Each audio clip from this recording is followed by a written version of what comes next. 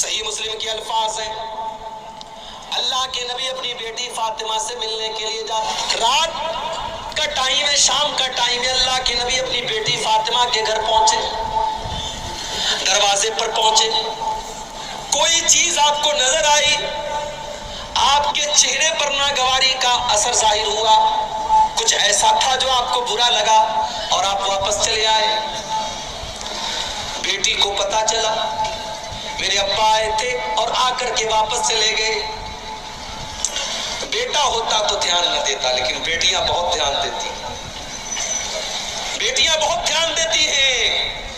بیٹی تو اپنے ماں باپ کا چہرہ دیکھ کر کے پڑھ لیتی ہے کہ ابا ناراض ہے، اماں ناراض ہے، ماں بیمار ہے، باپ بیمار ہے، بیٹی سسرال میں ہے، موبائل پر کال گیا، بیٹی تیرے ابو کی طبیعت بہت بیمار ہے، باپ بیمار ہے، بیٹی سسرال میں ہے، موبائل پر کال گیا، بیٹی تیرے ابو کی طبیعت بہت خراب ہے۔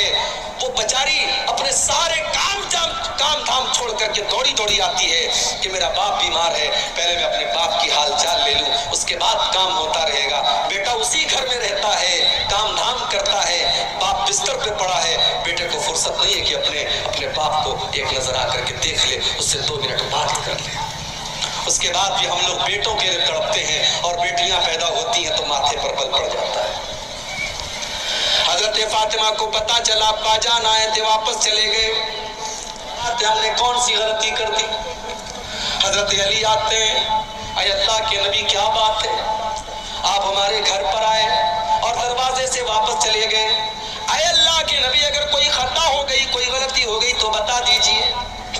نبی اکرم نے کیا فرمایا؟ اے علی، جب میں اپنی بیٹی کے گھر پہنچا، میں نے دیکھا کہ میری بیٹی کے دروازے پر جو پردہ لٹک رہا ہے وہ بڑا ڈیزائن دار ہے۔ فرأیت علی بابہا سترا موشیا، میں نے دیکھا کہ میری بیٹی کے دروازے پر جو پردہ لٹک رہا ہے اس پر بڑے ڈیزائن بنے ہوئے ہیں، بہت بڑی تصویریں بنی ہوئی ہیں۔ اے علی، مالی وللدنیا، جب میرا دنیا سے کوئی لینا دینا نہیں ہے، جب میں نے ساری زندگی دنیا سے اپنے آپ کو دور رکھا، میں نے دنیا کی رنگینیوں سے اپنے آپ کو دور رکھا، تو اے علی میری بیٹی فاطمہ کے گھر کے اوپر یہ ڈیزائن دار پردہ کہاں سے آ گیا؟ جاؤ میری بیٹی سے کہہ دو وہ پردہ ہٹا کر کے مدینہ کے غریبوں میں تقسیم کر دے۔ یہ ہوتی ہے، یہ نبی کی زندگی تھی، یہ نبی کے صحابہ کی زندگی تھی، یہ نبی کے اہل بیت کی زندگی تھی۔ اللہ نے فرمایا الہاکم التکاثر، یہ مال و دولت کی چکا چوندھ نے تم کو اللہ سے دور کر دیا ہے۔ یہ مال کرتے ہو، یہ مال کتنے دن تمہارے کام آئے گا؟ اللہ کے نبی فرماتے ہیں، اللہ تعالیٰ کہتا ہے یقول ابن آدم مالی مالی، آدم کا بیٹا کہتا ہے ہائے میرا مال، ہائے میرا مال، وما مالک الا ما اکلت فافنیت وما لبست فابلیت وما تصدقت فامضیت۔ اللہ کے نبی فرماتے ہیں کہ تیرے مال کی کیا حقیقت ہے، یا تو نے پہن کر کے پرانا کر دیا، یا تو نے کھا کر کے ختم کر دیا، یا تو نے اللہ کی راہ میں دان دے دیا، صدقہ کر دیا، خیرات کر دیا اور آخرت کے لیے آگے بڑھا دیا، یہی تو تیرا مال ہے۔ اور کیا تیرا مال ہے جو تو چھوڑ کے جاتا ہے وہ تو دوسروں کا ہو جاتا ہے، تیرا کیا ہے؟ تیرا کیا ہے؟ ساری زندگی جس مکان کو بناتے ہیں آپ، حرام کمائی سے جس مکان کو بناتے ہیں، ایک دن آتا ہے آپ مر جاتے ہیں اور آپ کے بچے اس مکان میں جس کو آپ نے کھڑے ہو کر کے بنوایا ہے، اس مکان میں آپ کے بچے آپ کی لاش کو 24 گھنٹے رکھنے کے لیے تیار ہیں۔ انسان مر گیا، 24 گھنٹے کوئی ڈیڈ باڈی کو رکھنے کے لیے تیار۔ بیوی کو بہت محبت ہے شوہر سے، بیوی کی آنکھوں میں آنسو بہ رہے ہیں، بیٹے رو رہے ہیں، مگر بیٹا ایک بار بھی نہیں کہتا میرے ابا جان کو میرے پاس رہنے دو۔ سب لوگوں کو فکر ہے جلدی سے قبر تیار ہو جائے، جلدی سے جنازہ پڑھی جائے، ابا کو دفن کر دیا جائے، کوئی مردے کو رکھنے کو تیار نہیں ہے۔ او لوگوں، تمہاری ویلو ختم ہو گئی، تمہاری حقیقت ختم ہو گئی، موت کی آتے ہی تمہاری اوقات تم کو پتا چل گئی۔ اسی لیے اللہ کہتا ہے الہاکم التکاثر حتی زرتم المقابر، جب تم قبرستان پہنچو گے تب تمہیں پتا چلے گا دنیا کی حقیقت کیا ہے۔ قبرستان تو پہنچو گے نہیں، دنیا میں فارچونر گاڑی کی سواری کرنے والا एक एक करोड़ की गाड़ी से चलने वाला 4 लोगों के कंधों पर आज जनाजे की शक्ल में जा रहा है। जो अपने शैम्पू से, अपने फेवरेट शैम्पू से नहाया करता था। बहुत सारी औरतें डव शैम्पू लगाती हैं, कोई दूसरा शैम्पू ले आओ तो बुरा मान जाती हैं। बहुत सारे लोग लक्स साबुन से नहाते हैं, उनको दूसरा साबुन नहीं चलता। आज मर गया, आज कोई कहने वाला नहीं है ये तो डव साबुन से नहाया करता था, आज इसको साबुन क्यों नहीं लगा रहे हो, कोई ये कहने वाला नहीं है। ये तो गर्म पानी से नहाया करता था, आज इसको ठंडे पानी से क्यों नहला रहे हो। कोई ये कहने वाला नहीं है इसको शैम्पू क्यों नहीं लगा रहे हो, ये तो शैम्पू लगाया करता था। इतना बेबस हो गया, इतना कमजोर हो गया, आज उसके बदन से कपड़े दूसरे उतार रहे हैं, आज उसको नंगा दूसरे लोग कर रहे हैं, आज उसके बदन पर दूसरे लोग पानी डाल रहे हैं। आज वो इस लायक भी नहीं है कि वो कुल्ली कर सके, वो नाक में पानी डाल सके, आज उसकी गंदगी को दूसरे लोग साफ कर रहे हैं। मर गया, घर वालों ने नहला दिया, अब कफन का नंबर आया। दुनिया में कपड़ा पहनता था तो दुकान पर जाकर के कहता था सबसे महंगा कपड़ा मुझे दिखाओ। 1000 रुपया मीटर वाला कपड़ा वो पहन करके वो निकलता था और अपने कपड़े का रोब झाड़ता था। आज मर गया तो मामूली कॉटन के कफन के कपड़े में, सूती कपड़े में उसको कफनाया जा रहा है। वो ये भी नहीं कहता है वो लोगों मैं तो रेमंड का कपड़ा पहना करता था, मैं तो फला कंपनी का कपड़ा पहना करता था, मैं तो डेनिम की, मैं तो फला ब्रांड की जींस की पैंट पहना करता था। आज सारा ब्रांड हवा हो गया, आज सारी कंपनियां हवा हो गई, आज जिस कपड़े में कफनाया जाए वो कफनाया जा रहा है। कफना दिया गया, अब लोग आ रहे हैं उसको देखने के लिए। देख लो आखिरी दीदार है, अब इसको कोई देखने वाला नहीं होगा। आखिरी दीदार है, देख लो, अब ये मनु मिट्टी नीचे चला जाएगा, अब इसको कब्र में डाल दिया जाएगा। फिर तुम देखना भी चाहोगे तो फोटो के अंदर देख सकते हो, मोबाइल के अंदर देख सकते हो, तुम रियल में दोबारा इसको नहीं देख सकते।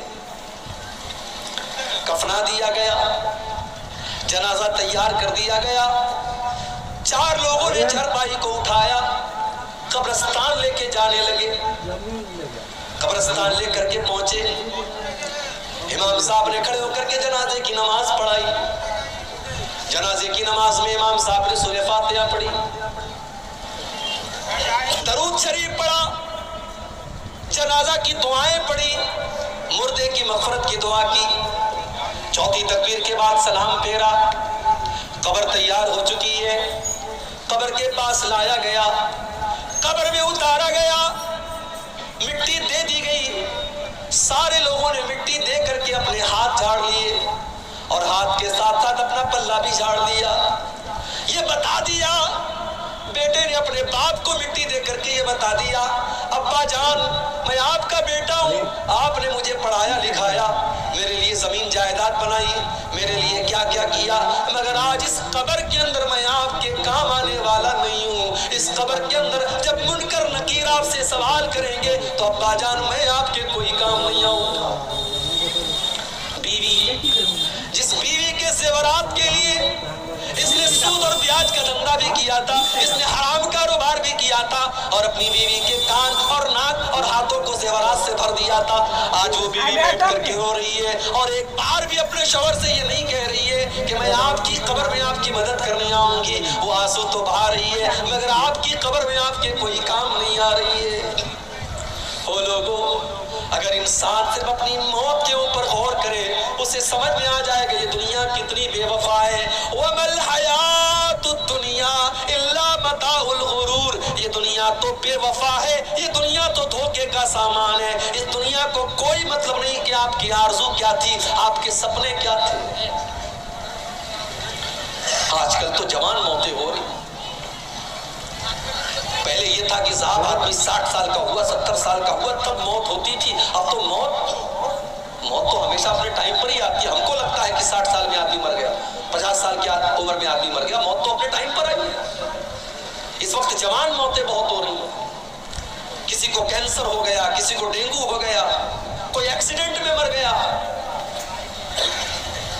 इलाहाबाद की सरजमीन हमारे यूपी के अंदर है, डॉक्टर मोहसिन नाम का एक नौजवान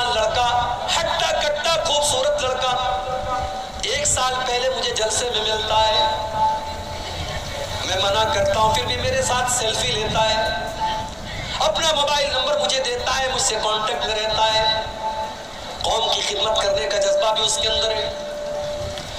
1 سال کا پیریڈ بھی نہیں گزرا، فیس بک کے اوپر پوسٹ آتی ہے ڈاکٹر محسن کی، مجھے ڈینگو ہو گیا ہے، میرے حق میں دعا کریں۔ 3 دن کے بعد میسج آتا ہے ڈاکٹر محسن کا انتقال ہو گیا، اس کی مغفرت کی دعا کریں۔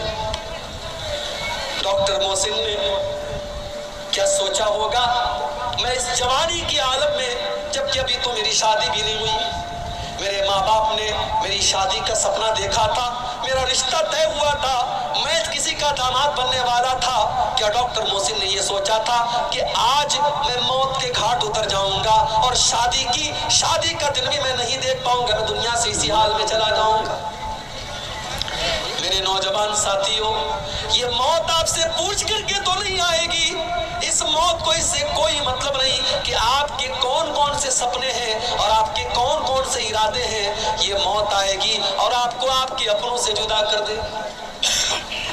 ہمارے بڑے اچھے دوست تھے مولانا عبد الرحمن ساجد سلفی، اتر پردیش کے سدھارتھ نگر کے رہنے والے، ممبئی میں مسجد کے امام ہیں، تقریر کرنے کے لیے پونا جاتے ہیں، رات میں تقریر کر کے واپس لوٹ رہے، ٹیکسی کے اوپر سوار ہیں، ایکسیڈنٹ ہو جاتا ہے، انتقال ہو جاتا ہے، خوبصورت چہرہ لہو لہان ہو جاتا ہے، جو دیکھتا ہے اس کی آنکھوں میں آنسو آ جاتے ہیں۔ لیکن میرے پیارے بھائیوں، موت کو کوئی ترس نہیں آتا، موت کو کوئی رحم نہیں آتا، موت کا فرشتہ اس سے کوئی مطلب نہیں کہ آپ کا 1.5 سال کا بچہ آپ کا انتظار کر رہا ہے، ابھی آپ کی نئی شادی ہوئی ہے، ابھی آپ کی جوان بیوہ آپ کا انتظار کر رہی ہوگی، آپ کے ماں باپ آپ کا انتظار کر رہے ہیں، ابھی تو آپ نے مکان بھی نہیں بنایا، ابھی تو آپ نے زندگی میں بہت سارے سپنے پورے نہیں کیے، موت آئے گی اور آپ کے سارے سپنوں کو چکناچور کر دے گی۔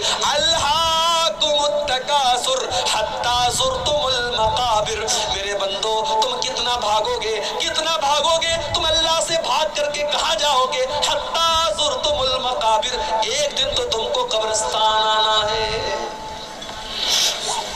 ہم تو اتنے بے رحم ہو گئے، ہم تو قبرستان میں بھی بیٹھ کر کے موبائل پر گرل فرینڈ سے باتیں کر رہے ہیں، ہم تو اتنے بے رحم ہو گئے کہ قبرستان پر بیٹھ کر کے غیبت اور چغلی ہو رہی ہے، اور قبرستان پہ بیٹھ کر کے جوا کھیلا جا رہا ہے، اور قبرستان میں بیٹھ کر کے شراب پی جا رہی ہے۔ ہمیں تو قبرستان میں بھی موت یاد نہیں آتی۔ او لوگوں، میرے نبی کو تو قبر کو دیکھ کر کے موت یاد آ جاتی تھی۔ ابن ماجہ کی روایت ہے، ایک انصاری صحابی کا جنازہ ہے، جنازے کو قبر میں اتارا جا رہا ہے، اللہ کے پیارے نبی اپنے صحابہ کے ساتھ قبر کے پاس بیٹھے ہوئے ہیں، اور آپ کی آنکھوں سے آنسو بہنے لگتے ہیں، اور اتنا روتے حتی بل الثری، وہاں کی زمین آپ کے آنسوؤں سے بھیگ جاتی ہے۔ اس کے بعد آپ قبر کی طرف اشارہ کر کے کہتے ہیں لمثل ھذا فاعدوا یا اخوانی، اے میرے صحابہ اس قبر کی تیاری کرو، یہاں تم کو آنا ہے۔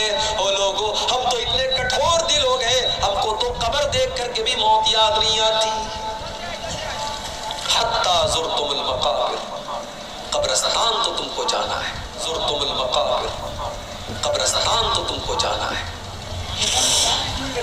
انسان بہت ترقی کر گیا، بڑے بڑے ہاسپٹل کھل گئے، کٹیہار میں، کشن گنج میں، دلی میں، ممبئی میں، مگر آج بھی ڈاکٹر کے پاس موت کا کوئی علاج نہیں ہے۔ ایک ٹائم ایسا آتا ہے ڈاکٹر کہتا ہے صاحب مریض کو لے جاؤ، اب اس کو دوا کی نہیں، اس کو دعا کی ضرورت ہے۔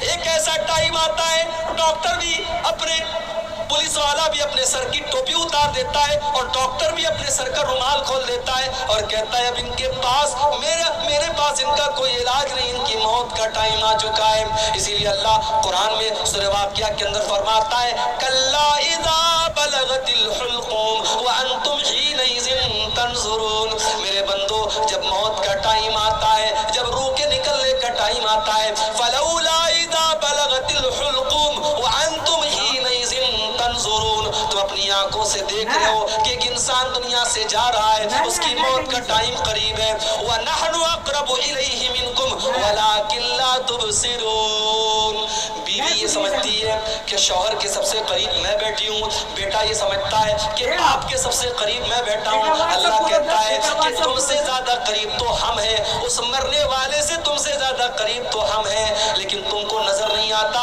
ہم تو اس مرنے والے کے تم سے بھی زیادہ قریب ہیں۔